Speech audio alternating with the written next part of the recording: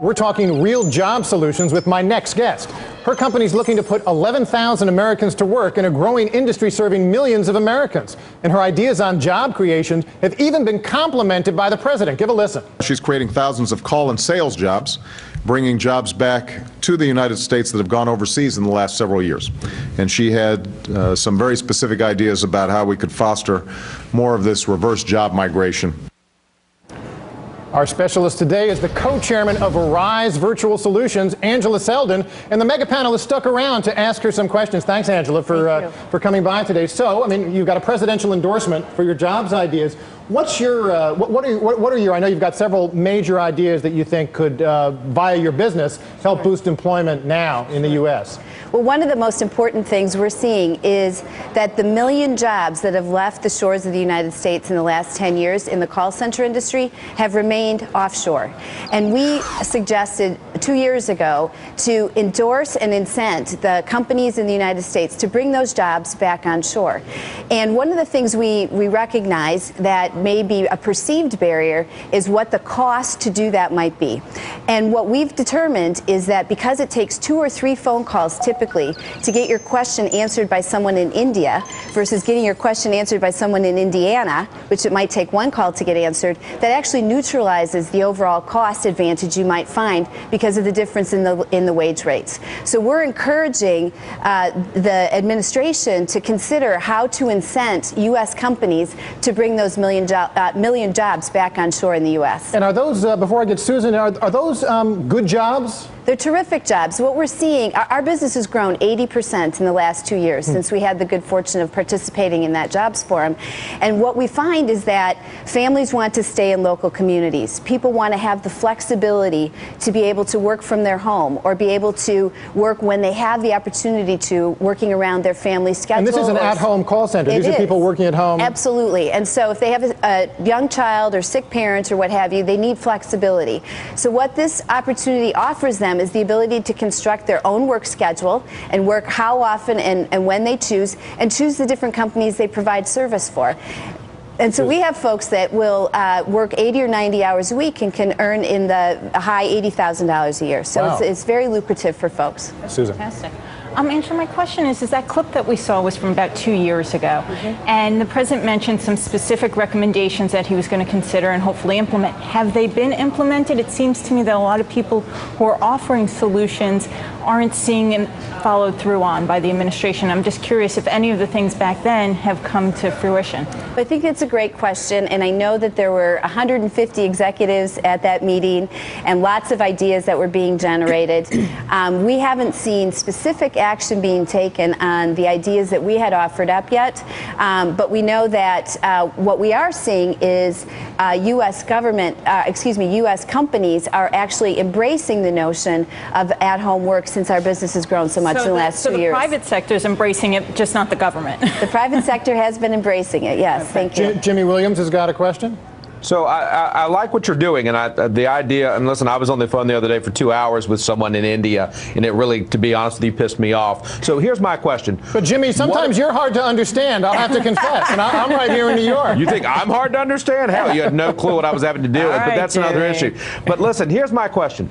So you're creating American jobs, okay?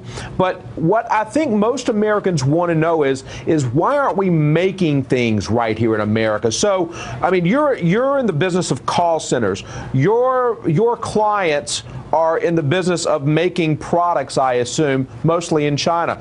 Are you encouraging your clients, the people that you're actually establishing American call centers for, to actually bring jobs back here to make products, and then when something goes wrong or right with those products, then they call into your call centers in Indiana? So it's a good question, and what we see is that businesses have to make profit and they have to make money, and so they're looking for the best, most economical way to actually build products and offer services.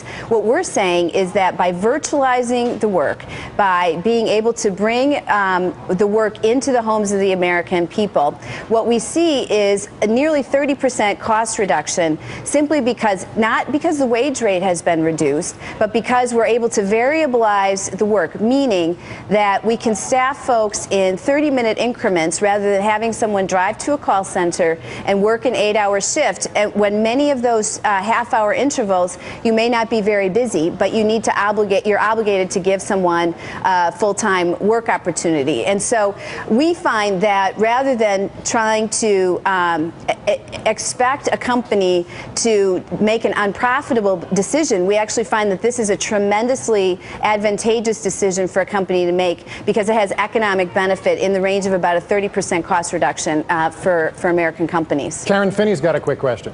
Yeah, I mean, it sounds a lot like it kind of builds on the idea of flex time in a lot of ways, or some of the same principles. Here's my question to you. We hear over and over again that regulations are a real barrier for job creators such as yourself. So I guess my question is, in this industry, are there certain regulations that currently exist that would be helpful to have removed? Would that help make it easier for people to kind of explore this option? Or are there not regulations? Well, to Susan's question earlier, which I think was a good one. What's standing in the way? What are the barriers? And that's the question you're asking as well. And the advantage we see to this kind of program is that there aren't barriers. We have a network of over 20,000 small businesses in the United States today who are able to provide for their families by doing this work. There's no barrier right now for them to be able to create their small business and be able to provide work to their family and to their business. And so we believe that the one thing that could be very interesting is for the administration to look at the social contract that has been created between traditional employees and employers and determine whether or not that social contract still makes sense. Today's American workers want flexibility, they want choice, they want the ability to work when they can and how often they can, and they may want to take their specialized skills and apply them to multiple companies rather than actually just simply doing work for one company. And many of the traditional labor laws that exist in the U.S. today are very much oriented around that very traditional labor relationship between an employer and an employee, and we think there's some possibilities to be able to open up some and take some fresh looks at ways that we can encourage more small business creation. We know there are about 550,000 small businesses created in 2010, and that is really one of the best places for us to get these 13 million folks that are unemployed back to work. That's going to be grist for another segment at some point on how we can reform the labor law on independent contractors. Thank you, Angela Selden, the company's Arise Virtual Solutions. I know Jimmy is dissatisfied that you haven't solved the manufacturing crisis in America as well as employing 11,000 people. That wasn't enough for one year for Jimmy Williams. But thank you for joining me today. Thanks as always to the mega panel, who seems like you've been here like mega amounts of time today. So that's Jimmy Williams, Karen Finney, Susan Del Percio. Thanks as always.